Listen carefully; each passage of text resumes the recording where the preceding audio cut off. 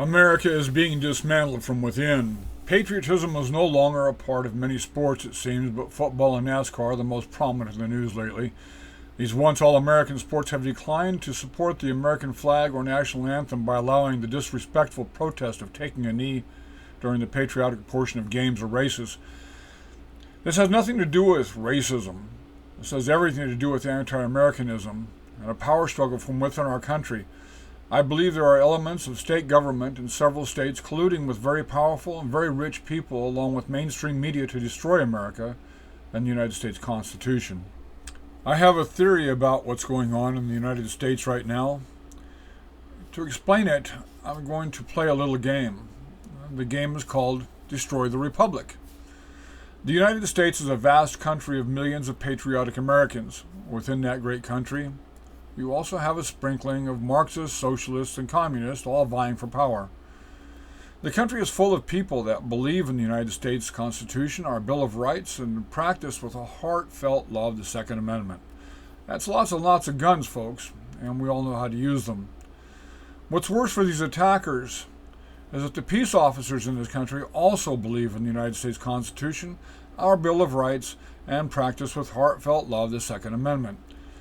As a matter of being employed as peace officers in the United States, these great American heroes sign and agree to a conduct of behavior governed by their oath of office. This oath of office is a document that one is sworn to when they become a member of that elite group of men and women, our heroes, the peace officer. This is a document that members of local law enforcement offices use for their peace officers and is signed by and sworn to when they become peace officers. I'll read you a small excerpt from it. I, and you put the employee's name, do solemnly swear or affirm that I will support and defend the Constitution of the United States. It says a whole lot more than that, but I believe this is the part that is the most important. You see, every peace officer, highway patrol person, and sheriff in this great nation swears an oath to this very similar document. And why is this important? I'll explain that. Most of us already know this, but for those that don't, our United States of America is based on the rule of law, with the cornerstone being the United States Constitution, and within that document, the Bill of Rights. Meaning that law enforcement is obligated to uphold your right to free speech, even when you yell and scream at them and call them vile names. They uphold your right to bear arms, even though you might shoot at them later on with that very gun that you've sworn to guarantee your right to carry. They help to uphold our inalienable rights and guarantees as a free society. They do this even though their own lives might be in peril. Even when they are being attacked, they control themselves. Instead of shooting and killing the vile rabid creatures that have attacked them, they simply try to maintain peace without the use of deadly force most of us would have used, just simply out of the fear for our lives. Okay, now back to the game.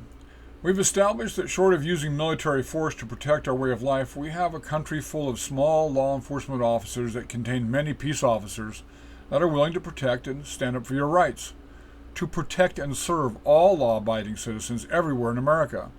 Now that's some pretty damn serious firepower and a lot of patriotic American heroes. So how to defeat such an army of do-gooders? As a rogue state official, you can't just give unlawful or unjust orders and have them carried out by our peace officers and law enforcement who are sworn to uphold the United States Constitution. Wow, what to do? What to do?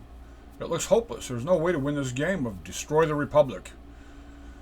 Unless you could somehow get all those good men and women to abandon their posts and leave. Then remove the sworn oath of office contract that guarantees the protection and defense of our nation's Constitution and Citizens' Bill of Rights. With this new generation, for the most part, they would care less. In fact, we've seen that many of these young lawless anarchists would fit quite well in the new brand of law enforcement, one who owes no allegiance to the United States Constitution and whose only allegiance is to the state or governing body. I have been extremely curious lately as to why the Democratic blue state politicians would push so hard to defund and dissolve local law enforcement. These state officials they're not blind and they're not oblivious to the crimes and chaos that would destroy their cities and citizens if they did this. This quote from Nietzsche, "Order comes out of chaos," I believe applies to their thinking. These men and women, these blue state politicians, are trying to change the political landscape entirely.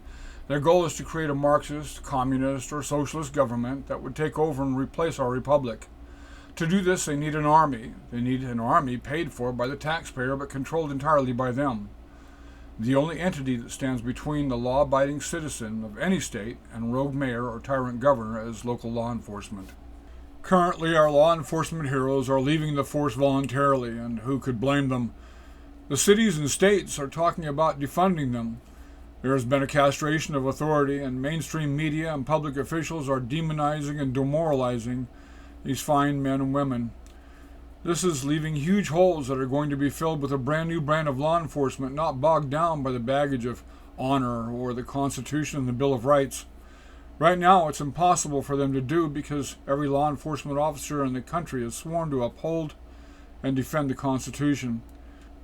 You can bet any new law enforcement recruits would not be required to swear to such a document. With no obligation to support and defend the Constitution, we have a police force that can be weaponized against the citizenry and become subservient to whatever governing body controls it. All of this is supposition and a big, huge part of my imagination. But if you're playing a game called Destroy the Republic, I believe it can be won.